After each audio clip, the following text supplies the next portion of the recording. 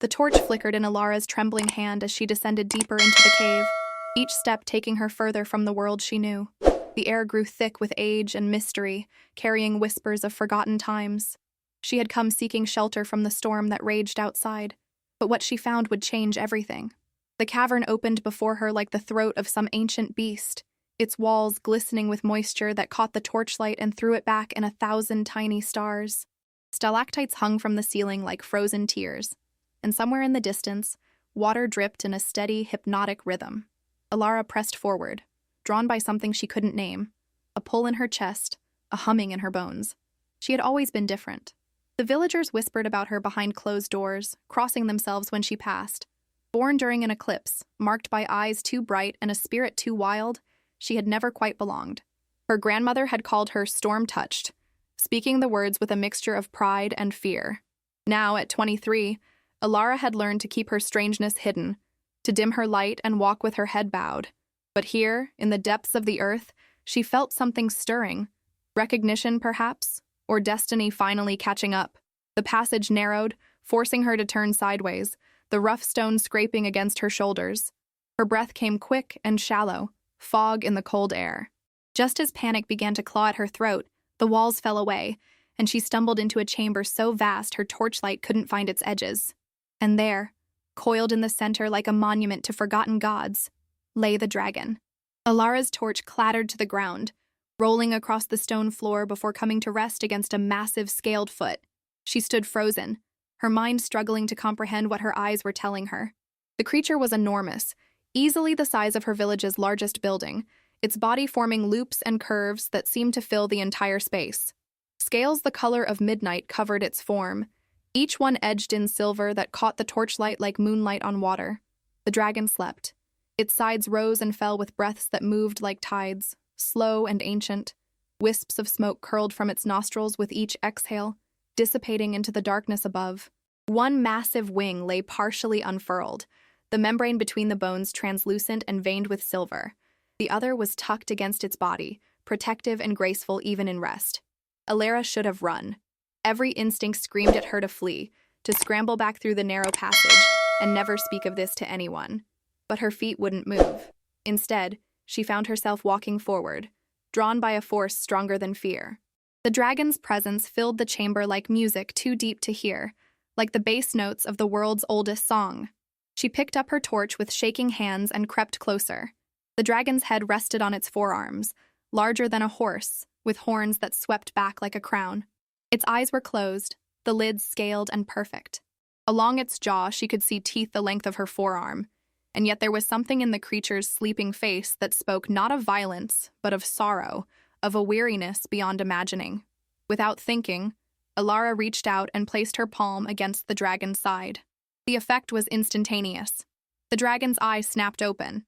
A brilliant gold shot through with silver, like lightning captured in amber. The pupil contracted, focused, and fixed on her. Alara gasped, but found she couldn't pull her hand away. The scales beneath her palm had grown warm, and through them she felt something flowing. Power, memory, recognition. "You!" the voice came, not in words but in thoughts that bloomed in her mind like flowers opening to the sun. "You are the one." Alara's knees buckled, but she didn't fall. The dragon shifted, moving with surprising grace for something so massive, until its head was level with hers. She stood transfixed, staring into that ancient eye, seeing depths that made her feel small and vast all at once. "I don't understand," she whispered, her voice barely audible even in the silence of the cave. "You will." The dragon's thoughts carried centuries of patience. "I have waited for you, storm child. Waited through ages beyond counting. Waited while the world forgot, while magic dwindled to ember and ash. Waited for the one who could wake me. But I didn't. I was just seeking shelter from the storm." Something that might have been amusement rippled through the dragon's consciousness. "There are no accidents in the weaving of fate. You sought shelter, but the storm drove you here for a reason. Touch alone could not wake me.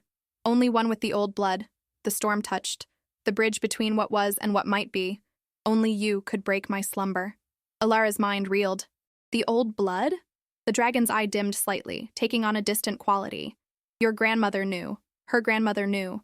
The line stretches back to when my kind walked freely beneath sun and stars. when humans and dragons lived not as master and servant, but as partners in the great dance. Your ancestors were dragon friends, storm callers, weavers of the ancient pacts. That blood runs in your veins, diluted by time but not destroyed. I feel it calling to me, even as I call to you. She thought of her grandmother, of the strange stories told by firelight, dismissed by Ilara's mother as the ramblings of an old woman. Stories of when magic was real, when dragons ruled the skies and humans stood beside them as equals. Stories that had made young Ilara's heart race with longing for a world that had never seemed quite real. "Why were you sleeping?" she asked. The dragon's sadness washed over her like rain. "Because the world turned against us. Humans grew fearful, jealous of our power, and we grew proud, disdainful of their brief lives. War came, terrible and consuming. My kind retreated to the deep places, to sleep until the world was ready for our return.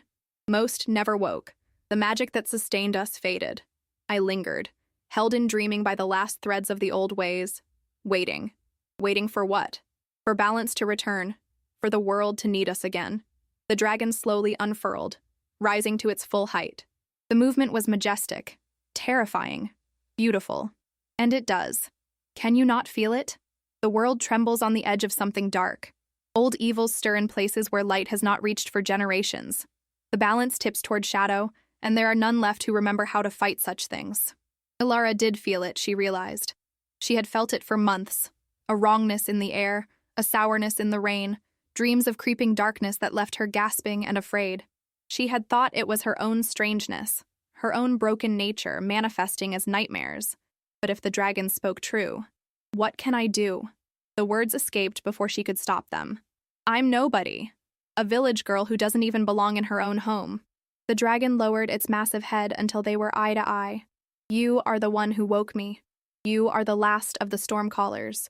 And if you are willing, you will be the dragon friend who helps me save this world from the darkness that comes. I don't know how to save anything. Neither do I, not anymore. But together, perhaps we can remember. The dragon's voice grew softer, almost gentle. I am Caelthros, last of the storm wings, keeper of the lightning's heart. For 300 years I have slept, and in sleeping, I have dreamed of this moment, of you. You dreamed of me? Dragons dream true, storm child. We see the currents of possibility, the threads of what might be. I saw you coming toward me through the dark, your light dimmed but not extinguished, your power untested but not destroyed. I saw you place your hand upon my scales and wake me to a world that needs us both. Ilara felt tears on her cheeks and didn't know when they had started falling. My name is Ilara. Ilara. The dragon seemed to taste the name, rolling it through his consciousness like wine. Yes, that is right. That fits you perfectly. What happens now? Caelthros drew back, his form filling the chamber with quiet power. Now you choose. You can leave this cave, return to your village, and forget you ever found me here. The magic that brought you will release you. You will live out your days as you have been living them, strange and apart, but safe in your smallness. Or you can accept what you are, what you were always meant to be. You can let me teach you the old ways, show you how to call the storms and speak with thunder. You can stand beside me as your ancestors did and face the darkness that comes. You can be extraordinary instead of hidden, free instead of afraid. The choice hung between them, vast as the cavern itself. Ilara thought of her village, of the small life that awaited her there. Marriage to some man who would never understand her. Children who might inherit her strangeness. Years of pretending to be less than she was. Safe, perhaps, but suffocating. And she thought of the dreams she had pushed down, the wild joy she felt during storms, the way lightning made her blood sing, the sense that she was meant for something more, even when everyone around her insisted otherwise. If I choose this, she said slowly, there's no going back, is there? No. The path transforms the walker. You cannot unknow what you will learn, unbecome what you will grow into. It will be dangerous, Ilara. The darkness I spoke of is real and hungry. There will be those who fear us, who will try to destroy us before we can stand against the true threat. You may die. I might die in my village too, she said, surprising herself with the steadiness in her voice. Just more slowly, one dimmed day at a time. Caelthros released a breath that filled the chamber with warmth. You understand then? I think I do. Ilara stepped forward and placed both hands on the dragon's snout, feeling the power thrumming beneath the scales. Teach me.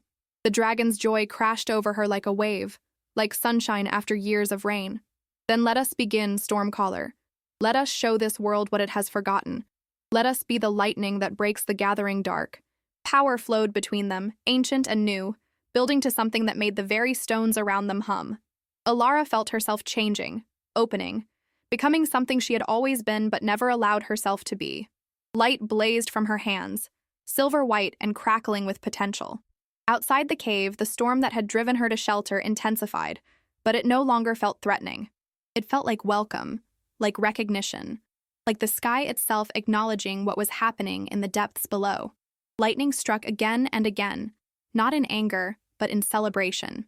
And in the ancient cave, a dragon and a stormcaller stood together for the first time in 3 centuries, and the balance of the world shifted. They emerged from the cave 3 days later. Alara rode on Kelthros's back, her hair whipping in the wind of their flight, her eyes bright with power and purpose. The storm had passed, leaving the world washed clean and new. Below she could see her village, small and safe and distant, a chapter of her life that had closed to make way for something greater. She thought briefly of leaving them a message, some explanation, but discarded the idea. They would create their own stories about what had happened to the strange girl who disappeared during the storm. Let them. She had a new story now, one written in lightning and old magic, one that would reshape the world. Kael'thros banked east, toward the mountains where he said darkness was gathering, where the first battle in a war most people didn't even know was coming would soon be fought. Alara felt no fear. She felt alive, awake, exactly where she was meant to be. The dragon's voice filled her mind, warm with approval and anticipation. Ready, Stormcaller? Alara smiled, called lightning to dance around her fingers, and answered with a certainty that rang through her entire being. Ready. They flew into the dawn, a dragon and his rider, the last of their kind, but not alone. Behind them, the world they had left. Before them, a future they would forge together. And in Alara's heart, for the first time in her life, the absolute knowledge that she was exactly who she was supposed to be, doing exactly what she was born to do.